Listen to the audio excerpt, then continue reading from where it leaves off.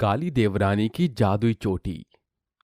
काजल फर्श पर पोछा लगा रही थी, तभी उसकी लंबी चोटी आगे आ जाती है और ये देख उसकी जेठानी रेखा जानबूझकर उसकी चोटी पर चढ़ जाती है, जिस कारण काजल की चोटी खींचने के कारण वो दर्द से मचल उठती है। माँ, ये क्या जेठानी जी, इतनी जगह होते हुए आप जानबूझकर मेरी चोटी पर चढ़कर उतर गईं। अरे ओ काली चुड़ैल, तेरी अक्ल क्या घास चरने चली गई है? जो जी में आ रहा है बोली जा रही है। सच ही तो बोल रही हूँ। मुझसे जुबान लड़ाती है। ठहर। माँ जी, कहाँ हैं आप? जल्दी आइए। अरे क्या हो गया रेखा बहू, क्यों अपनी मीठी आवाज खर्च कर रही है? अपनी सास चंपा के पूछने पर रेखा झूठ मूठ का रोना रोते हुए अपनी देवरानी को लेकर एक की दो लगाती है। देखिए ना माँ जी, ये मेरी काली देवरानी मुझसे लड़ झगड़ रही है। नहीं माँ जी, जेठानी जी झूठ बोल रही हैं, ऐसा कुछ भी नहीं।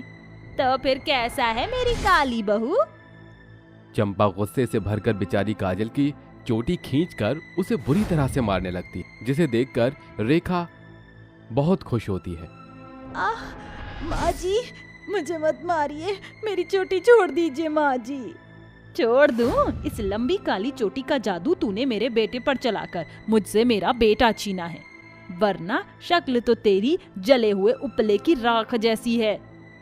काजल के लिए अपनी सास और जेठानी का अत्याचार सहना हर दिन की बात थी, क्योंकि रेखा का रंग एकदम गोरा चिट्टा था। मगर जब काजल उस घर की बहू बनकर आई तो अपनी देवरानी की लंबी घनी चोटी देखकर रेखा को भी लंबी चोटी की चाहत हो गई, जिसे पूरा करने में उसने कई तेल शैम्पू पर पैसे खर्च किए, मगर उसे कुछ भी खास नतीजा न निकला। ऐसे में रेखा की आंखों में अपनी देवरानी की लंबी चोटी चुभने लगी और इसलिए उसने अपनी सास के कान भरना शुरू कर दिया।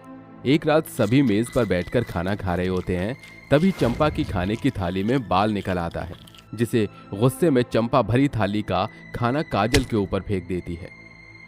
अरे ये क्या भाग्यवान, तुमने बेचारी छोटी बहू पर खाने की थाली क्यों फेंक दी? हाँ माँ, आखिर काजल की गलती क्या है जो आप जब तब उस पर जुल्म ढाते रहती हो? अरे ओ जोरू के गुलाम, तू तो चुप बैठ। मेरे खाने में तेरी बीवी के बाल निकला है। कह दे अपनी इस बेपाशा बसु को कि अपनी चोटी को कटवा ले, वरना अगली बार अगर खाने में बाल निकला तो मैं तेरी सजनी को गजनी बना दूंगी।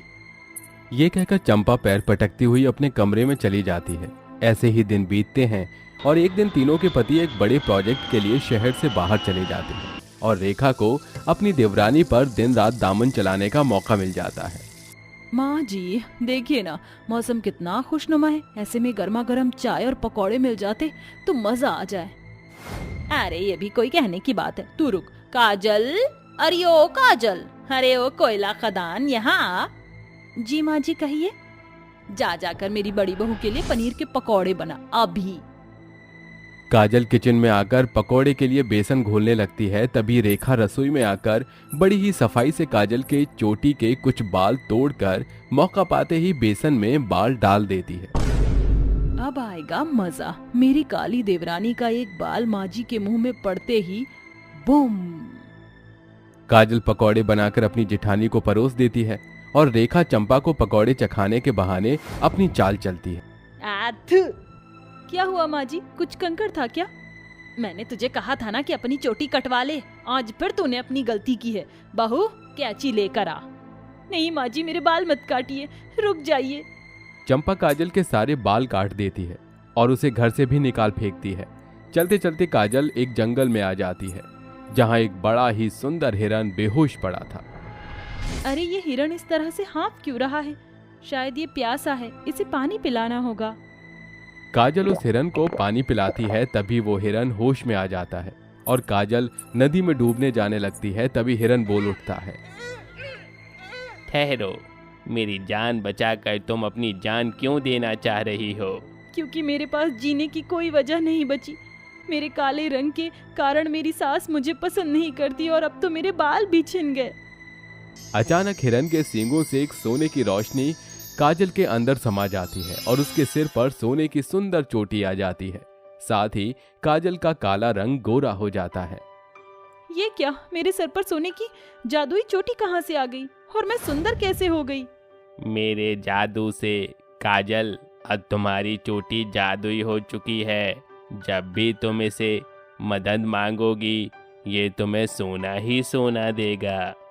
काजल अपनी जादुई चोटी के साथ घर चली आती है, जहां काजल के सुंदर चेहरे और चोटी को देखकर चंपा और रेखा के होश उड़ जाते हैं। अरे काजल बहू, ये तू ही है ना? हाँ माँ जी, मेरी चोटी जादुई हो गई है। अरे कह देने से क्या होता है, जरा अपनी चोटी का जादू चला कर तो दिखा। ए मेरी जादुई चोटी, मुझे खूब सारा सोना दो। ये कहते ही काजल की काली चोटी एक सुनहरी चमक से भरकर सुंदर सोने की चोटी में ढलकर अपने अंदर से खूब सारे सोने के सिक्कों का ढेर लगा देती है। जेठानी जी, माँ जी, अब तो आप यकीन करती हैं कि मेरी चोटी जादुई हो गई है। काजल की जादुई चोटी से चंपा अब अपनी बड़ी बहू से बढ़कर काजल को मान देने लगती है। काजल बहू, आज से तू कोई काम नहीं करेगी, तू बस आराम करेगी। अब बड़ी बहू, आज से सब कुछ तुझे करना है। ये सुनकर रेखा का मुंह बंद हो जाता है और वो मन में कहती है, गई भैंस पानी में, अब मेरी ये देवरानी मुझे नौकर की तरह अपने आगे पीछे नचाएगी। ये कहकर रेखा रसोई घर में काम करने चली जाती है। तभी काजल भी किचन में आती है। जेठानी जी, मैं आपका हाथ बटा देती हूँ। काजल अपनी जेठानी के हर छोटे बड़े काम में उसका पूरा पूरा हाथ बटाती। एक दिन रेखा मीशो पर अपने लिए साड़ी देख रही होती है। अरे वाह, ये शिफॉन की साड़ी कितनी सुंदर लग रही है, मगर इसका प्राइस 5000 है और मेरे पास तो एक चवन्नी भी नहीं। दरवाजे पर खड़ी काजल अपनी जेठानी को मन मारता देखकर अंदर आती है। जेठानी जी, आपको अपने ख्वाहिश के लिए मन मारने की जरूरत नहीं। आपकी देवरानी की जादुई चोटी है ना। ए मेरी जादुई चोटी, मुझे सोने के सिक्के दो। काजल के कहते ही उसकी जादुई चोटी पर सुनहरी रोशनी चमक उठती है और अपने अंदर से सोने के सिक्कों की बरसात करती है। ये लीजिए जेठानी जी, ये सारे सोने के सिक्कों को बेचकर अपने लिए जो साड़ी चाहिए खरीद लीजिए। ये कहकर काजल वहां से चली जाती है और रेखा झुंझलाकर कहती है, नहीं चाहिए मुझे ये भीख। मेरी इस काली देवरानी की जादुई चोटी ने मुझसे मेरा मान दान छीन लिया है। आज मैं इस काजल की चोटी काट दूंगी। अपनी देवरानी के जादुई चोटी से रेखा के मन में जलन भर जाती है और रात का अंधेरा घिर आने पर वो कैंची लेकर काजल की जादुई चोटी काटने आती है। तभी काजल जाग जाती है।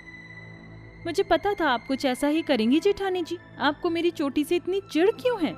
क्योंकि तुम्हारी जादुई चोटी ने मुझसे मेरी अहमियत, मेरा मान छीन लिया। बस इतनी सी बात। ये सुनकर काजल अपनी चोटी के थोड़े बाल तोड़कर अपनी जेठानी के बालों में लगा देती है, जिससे रेखा के छोटे बालों में सोने की लंबी चोटी बन जाती है। लो, मैंने अपनी जादुई चोटी का जादू आपसे बांट दिया। अब तो मेरे लिए नफरत मिटा दो जेठानी जी। काजल का ये बलिदान रेखा के मन में घर कर जाता है और वो पछताती हुई कहती है, मुझे माफ कर दो देवरानी जी। मुझे लगा कि तुम अपनी जादुई चोटी मुझे कभी नहीं दोगी, इसलिए मैं नफरत में घुलती रही। मगर तुमने एक पल में अपने जादुई बाल मुझ पर न्यौछावर कर दिए। वादा करती हूँ आज के बाद तुमसे कभी भी झगड़ूंगी नहीं। ऐसा कहते हुए रेखा अपनी देवरानी के गले लग जाती है और दोनों देवरानी जेठानी अपनी जादुई चोटियों से लाचार लोगों की मदद करती और एक साथ घुल मिलकर साथ साथ रहती हैं। मैं ये सारे काम नहीं करूंगी। देखो जरा, तुमने कोई भी काम ढंग से नहीं किए हैं। हाँ हाँ, जब देखो ऐसे मुश्किल काम तुम हम दोनों के ऊपर थोप देती हो। एक काम करो, अगर तुम्हें ये सारे काम आसान लगते हैं तो तुम दोनों ही कर लो। देखो, तुम दोनों काम करने के पीछे बहस करती रहती हो। अरे जो काम बांटे गए हैं उन्हें चुपचाप कर क्यों नहीं लेती हो? मेरा काम था कपड़े धोने का, तो मैंने अपने हिस्से का काम निपटा दिया है। अब तुम तीनों के काम बचे हैं तो तुम कर लो। मैं जा रही हूँ यहाँ से, क्योंकि रोज रोज तुम्हारी खटपट सुनने के लिए मेरे पास जरा भी टाइम नहीं है। वो ऐसा कहकर अपने कमरे में चली जाती है। वहीं पार्वती भी अपनी साफ सफाई करके अपने कमरे में चली जाती है, जिसके बाद जोया और शहरीन दोनों रह जाते हैं। सारे बर्तन धोने के लिए रसोई में पड़े हैं और खाना भी बनाना है। और तो और अभी हमें दोपहर में नमाज भी पढ़नी है। अगर घर के सारे काम करते रहेंगे तो नमाज का टाइम निकल जाएगा। वो दोनों तो चली गई और अब हमारे पास और कोई चारा भी नहीं है। चलो हमें काम कर लेना चाहिए जितनी जल्दी हो सके। दोनों मुस्लिम बहू काम करने जाती हैं। कुछ ही देर में सावित्री अपनी सहेली के घर से होकर आती है और अपनी दोनों मुस्लिम बहुओं को काम करते हुए देखती है। तुम दोनों अभी तक काम कर रही हो, क्या तुम्हें नमाज नहीं पढ़नी? पढ़नी तो है माँ जी, लेकिन क्या करें, अभी तक हमारा काम ही खत्म नहीं हुआ है। कुछ ही मिनटों में नमाज का टाइम हो जाएगा। अगर हमने समय पर नमाज नहीं पढ़ी तो अल्लाह खुदा हमारे से नाराज ना हो जाए। मैं समझ सकती हूँ, एक काम करो, जाओ तुम अपने मुंह हाथ धोकर नमाज पढ़ने चली जाओ, बाकी के काम आरती बहू और पार्वती बहू कर लेंगे। सावित्री ऐसा कहने के बाद अपनी दोनों हिंदू बहुओं को बुलाती है। पार्वती, आरती, कहाँ हो तुम दोनों, जल्दी से यहाँ पर आओ। सावित्री के बुलाने पर आरती और पार्वती दोनों उसके सामने आ जाती हैं, जिसके बाद सावित्री उनसे कहती है, देखो माना कि तुम दोनों ने आज का अपना काम कर लिया है, लेकिन जोया और सहरीन इनका अभी काम बाकी है, इसलिए तुम उनकी मदद करो और उनका काम करो, उन्हें अभी नमाज पढ़ने जाना है। ऐसा कहकर वो अपने कमरे में चली जाती है, जिसके बाद सहरीन और जोया दोनों ही नमाज पढ़ने छत पर पहुंच जाती हैं। कुछ देर बाद जब उनकी नमाज पूरी हो जाती है तो वह छत से वापस नीचे आती हैं। उनके आते ही पार्वती और आरती दोनों उनसे कहती हैं, हमने तुम्हारे हिस्से का काम किया, अब रात का सारा काम तुम दोनों अकेले ही करोगी। हाँ हाँ सही कहा, अब तो हम लोग अपने कमरों में आराम से सोएंगे, रात को जब खाना बन जाए तो हमें बता देना। तुम हमारे साथ ऐसा क्यों कर रही हो? तुम्हें हमारे साथ ऐसा नहीं करना चाहिए, तुम्हें तो हमारे साथ मिलकर काम करवाना चाहिए, सारा काम हम दोनों अकेले कैसे करेंगे? ये तो अपना काम हमारे ऊपर थोपने से पहले सोचना चाहिए था। ऐसा कहने के बाद वे दोनों अपने कमरे में चली जाती हैं। कुछ देर बाद सावित्री अपनी चारों बहुओं को अपने कमरे में बुलाती है और उनसे कहती है, देखो मेरी हिंदू और मुस्लिम बहुओं, मैं जानती हूँ कि तुम्हें एक दूसरे के साथ एडजस्टमेंट करने में बहुत दिक्कत हो रही है, लेकिन जैसे मैंने मुस्लिम बहुओं को स्वीकार किया है वैसे ही तुम्हें एक दूसरे को भी स्वीकार करना होगा। माँ जी आप ऐसी बातें क्यों कर रही हो, हम तो चारों एक साथ बहनों की तरह रहते हैं। हाँ माँ जी, दीदी जी ने बिल्कुल सही कहा। उनकी बातें सुनकर सावित्री कहती है, चलो अच्छी बात है, वैसे कल मेरे सबसे छोटे बेटे अमर का श्राद्ध है, तो तुम चारों मिलकर कल अच्छे से पूजा पाठ करवा देना, क्योंकि कल पंडित जी भी आएंगे और उनका भोजन भी बनाना है। ये तो अच्छी बात है माँ जी, वैसे पंडित जी का भोजन जोया और शहरीन को बनाना चाहिए, क्योंकि इसी बहाने ये इस घर के तौर तरीके समझ जाएंगे, बाकी हम दोनों बाकी के सभी कामों को देख लेंगे। सावित्री इस बात से एग्री होती है, जिसके बाद उसकी चारों बहू अपने अपने कमरे में चली जाती हैं। रात होने के बाद जब सवेरा होता है, चारों की चारों बहू सावित्री के सबसे छोटे बेटे की श्राद्ध की तैयारियों में लग जाती हैं। अरे ये क्या, अभी तक पंडित जी नहीं आए हैं, मैं पंडित जी को बुला कर आती हूँ। जोया और शहरीन तुम दोनों वो सभी चीजें अच्छे से बनाना जो सब मेरे बेटे अमर को पसंद था। सावित्री इतना कहकर जैसे ही अपने घर का दरवाजा खोलती है, उसके दरवाजे पर उसका छोटा बेटा अमर खड़ा होता है, जिसे देखते ही वो हैरान रह जाती है। अमर बेटा, क्या ये तू है? हाँ माँ, ये मैं हूँ, आपसे मिलकर बहुत अच्छा लगा। माँ इससे मिलो, ये मेरी पत्नी डोनल है।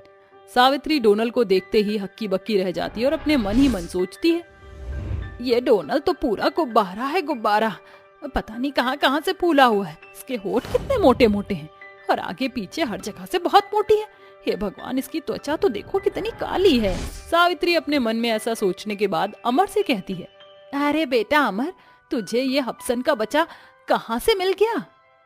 भाला गुमा जी, मैं कोई हब्सन नहीं हूँ, अफ्रीका की रहने वाली हूँ।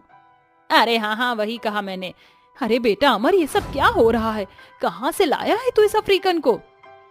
अरे माँ, कितने सालों बाद आपने मुझे देखा है और सारी बातें आप मुझे दरवाजे पर खड़ा करके ही करवा लोगी क्या? हाँ चलो घर के अंदर चलकर बातें करते हैं, मैं आपको शुरू से लेकर अब तक सब कुछ बताऊंगा। ऐसा कहकर अमर अपनी पत्नी डोनल के साथ अंदर आ जाता है, जिसके बाद सावित्री की दोनों हिंदू बहू और दोनों मुस्लिम बहू डोनल को देखकर एक दूसरे के कान में फुसफुसाते हुए हंसने लगती हैं। अरे शांत क्यों है, बोलता क्यों नहीं, आखिर कहाँ था तू और इतने सालों बाद तू वापस कैसे लौटा? हमने तो सुना था कि तेरी फ्लाइट क्रैश हो गई थी और मरने वाले लोगों में तेरा नाम भी था। माँ, मेरी फ्लाइट क्रैश हो गई थी। फ्लाइट क्रैश होते ही मैं पहाड़ियों के उधर जाकर गिरा, जिसके चलते मैं कुछ झाड़ियों में लुढ़कते लुढ़कते साउथ अफ्रीका पहुंच गया, जहां पर मुझे डोनल मिली।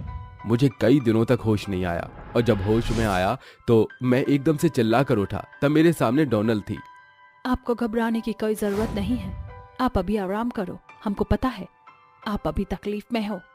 मैं कहाँ हूँ और ये कौन सी जगह है?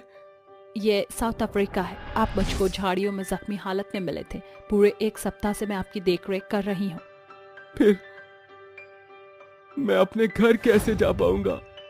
बगैर पासपोर्ट के आप यहाँ से नहीं जा सकते हो। हाँ, लेकिन अगर आपने मुझसे शादी कर ली तो आप यहाँ से आराम से अपने इंडिया वापस जा सकते हो। माँ, मैंने डोनल से उस समय अफ्रीका से बाहर आने के लिए शादी तो कर ली थी, लेकिन डोनल इतनी अच्छी थी कि मैं क्या बताऊं। उसने मेरा इतना ख्याल रखा और उसने एक पत्नी होने के सारे फर्ज निभाए। धीरे धीरे मुझे डोनाल्ड से प्यार हो गया और मैंने कुछ साल उसके साथ साउथ अफ्रीका में ही बिता दिए। फिर मुझे आपकी बहुत याद आई, जिसके बाद मैं आपसे मिलने आ गया। बेटा, जब मैं 2 मुस्लिम बहू और 2 हिंदू बहू को संभाल सकती हूँ तो फिर ये साउथ अफ्रीका की मुस्तंडी मेरे सामने क्या है। तो चिंता मत कर, आज से ये भी मेरी बहू है। तभी डोनाल्ड खुशी से अपनी सास सावित्री को गले लगा लेती है, लेकिन वह इतनी तंदुरुस्त और ताकतवर थी कि सावित्री अचानक से उसके गले लगकर दब जाती है। अरे बस बस बहू, अब क्या मेरा दम ही निकाल कर रहोगी। सावित्री के घर में अब 5 बहू थी, 2 मुस्लिम और 2 हिंदू, वहीं एक साउथ अफ्रीकन बहू भी आ गई थी। लेकिन डोनाल्ड उन 5 में से सबसे अच्छी थी, जिसके चलते उन 5 के अंदर डोनाल्ड की अच्छाई देखकर प्यार प्रेम हो जाता है और वह 5 एक साथ खुशी खुशी रहने लगती हैं।